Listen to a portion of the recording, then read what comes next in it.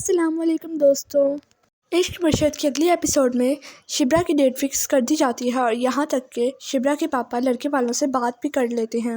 ادھر شبرا کافی زیادہ پریشان ہوتی ہے۔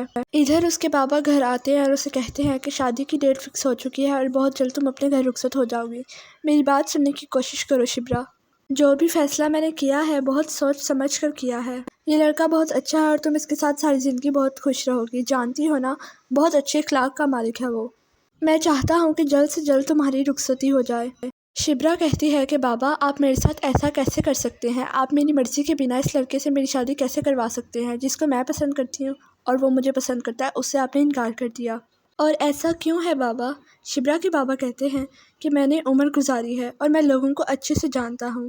جس حقیقت کو تم نہیں جانتی اس لیے اس سے پردہ مت اٹھاؤ تو اچھا ہوگا۔ شبرا کہتی ہے کہ میں جاننا چاہتی ہوں کہ ایسی کیا حقیقت ہے، اور میں جاننا چاہتی ہوں کہ آپ نے کیوں انکار کیا۔ آپ نے خود ہی تو کہا تھا کہ داؤد صاحب اگر اپنے قدموں پہ چل کر آئیں گے اور رشتے کا کہیں گے تو آپ رشتہ دے دیں گے، اور آپ نے انکار کیوں کیا؟ شبرا کے بابا کہتے ہیں کہ میں مجبور تھا اور میری مجبوری کو سمجھنے کی کوشش کرو، بار بار مجھ سے ایک ہی سوال مت کرو کہ آخر وجہ کیا ہے۔ شبرا کہتی ہے کہ میں وجہ جاننا چاہتی ہوں کہ ایسی بھی کون سی وجہ ہے۔ شبرا کے بابا کہتے ہیں کہ کیا نام تھا اس لڑکی کا؟ ہاں، مہرین۔ ان لوگوں نے مجھے کڈنیپ کروایا اور مجھے دھمکی دی ہے کہ اگر میں نے تمہارا رشتہ ان کے ساتھ کروا دیا نا تو وہ تمہیں جان سے مار دیں گے۔ میں تمہیں اس طرح سے ان لوگوں کے حوالے نہیں کر سکتا۔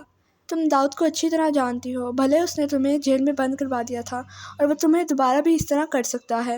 جو وہ یہاں پر آیا تھا وہ صرف ایک دکھاوا تھا، اپنے بیٹے کے سامنے اچھا بننے کے لیے اس نے صرف یہ ایک کھیل نچایا تھا، بلکہ وہ مہرین کے ساتھ مل کر ہم لوگوں کو دھوکہ دے رہا۔ اس نے اپنے بیٹے کے سامنے یہ ظاہر کیا ہے کہ وہ تمہیں پسند کرتا ہے اور تمہیں اپنے گھر کی بہو بنانا چاہتا ہے، لیکن حقیقت میں وہ تم سے نفرت کرتا ہے اور ہم سے بھی۔ ماضی کی کوئی بھی بات وہ بھولا نہیں ہے، اگر بھولا ہوتا تو اس طرح رشتہ نہ لے کے آتا، بلکہ عزت سے لے کے آتا، مجھے یوں دھمکی مت دیتا۔ شبرا یہ سب سن کر دھنک رہ جاتی ہے اور کہتی ہے بابا مجھے معاف کر دے، آپ نے میری جان بچانے کے لیے انکار کیا۔ بابا آپ نے ہمیشہ میرے بارے میں سوچا ہے اور اب بھی آپ نے ایک باپ ہونے کا فرض ادا کیا ہے۔ میری جان خطرے میں نہ چلی جائے اس لیے آپ نے اس رشتے سے انکار کر دیا ہے اور میں آپ کو غلط سمجھتی رہی۔ شبرا کے بابا کہتے ہیں کہ بیٹا یہی وجہ ہے کہ باپ اپنی اولاد کو صحیح سمجھاتا ہے لیکن اولاد اپنے باپ کو سمجھنے کی کوشش نہیں کرتی۔ شبرا اپنے بابا سے کہتی ہے کہ بابا مجھے معاف کر دیں اور میں وہاں شادی کے لیے راضی ہوں، لیکن میں ایک بار شامیر سے ملنا چاہتی ہوں تاکہ اس سے بھی پتہ چلے کہ ہم نے نہیں انکار کیا بلکہ یہ اس کے بابا کا رچایا ہوا ڈرامہ تھا۔ شبرا کے بابا اسے کہتے ہیں کہ بیٹا میں کسی بھی قیمت پر تمہاری جان نقصان میں نہیں ڈال سکتا۔ تو شبرا کہتی ہے کہ بابا میں ادھر نہیں جاؤں گی، بلکہ میں شامیر سے ملنا چاہتی ہوں۔ ڈرامے میں ٹویسٹ تو تب آتا ہے جب شبرا شامیر کو ایک جگہ ملنے بلاتی ہے اور کہتی ہے کیا تم جانتے ہو کہ میرے بابا نے تم سے رشتے سے انکار کیوں کیا؟ تو وہ کہتا ہے ہاں میں جانتا ہوں، میں نے اتنا بڑا جھوٹ کیوں بولا، آپ کے گھر میں رہتا رہا آپ کے کرایہ دار بن کے اور آپ سے اتنی بڑی حقیقت جو چھپائی، اسی لیے وہ مجھ سے نفرت کرتے ہیں۔ کیا تم انہیں راضی کر لو گی شبرا؟ تو شبرا کہتی ہے نہیں، یہ وجہ نہیں ہے، بلکہ بابا نے انکار اس وجہ سے کیا ہے کیونکہ تمہارے ڈیڈ نہیں چاہتے کہ میں ان کے گھر کی بہو بنوں۔ تو شامیر کہتا ہے کہ ایسا نہیں ہے، ڈیڈ نے میرے سامنے کہا تھا کہ وہ اس رشتے کے لیے مان چکے ہیں اور اب انہیں تم سے کوئی گلہ نہیں ہے، یہاں تک کہ وہ ماضی کی باتیں بھی بھلا چکے ہیں۔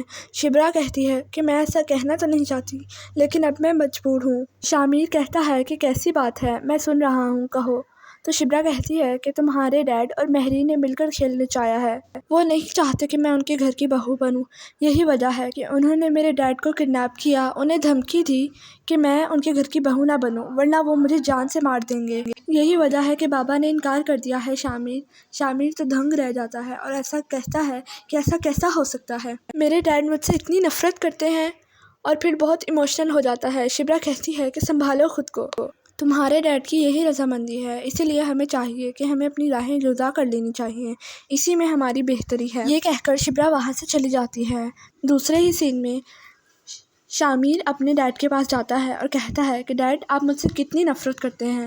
تو اس کا ڈیڈ کہتا ہے کہ بیٹا میں تم سے نفرت نہیں کرتا، میں تمہارے کہنے پر شبرا کے گھر رشتہ لے کر گیا لیکن اس کے والد نے انکار کر دیا، اب اس میں میرا کیا قصور ہے؟ تو شامیر اپنے ڈیڈ سے کہتا ہے کہ ڈیڈ آپ مجھے اور کتنا دھوکہ دیں گے، میں جانتا ہوں سب کچھ کہ آپ نے مہرین نے کس طرح مل کر مجھے دھوکہ دیا، اگر میری موم زندہ ہوتی تو آج میں اور شبرا ہنسی خوشی رہ رہے ہوتے۔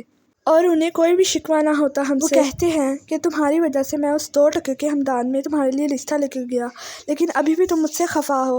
آخر تم چاہتے کیا ہو مجھ سے؟ بس یہی جاننا کافی ہے کہ آپ نے مجھے دھوکہ دیا۔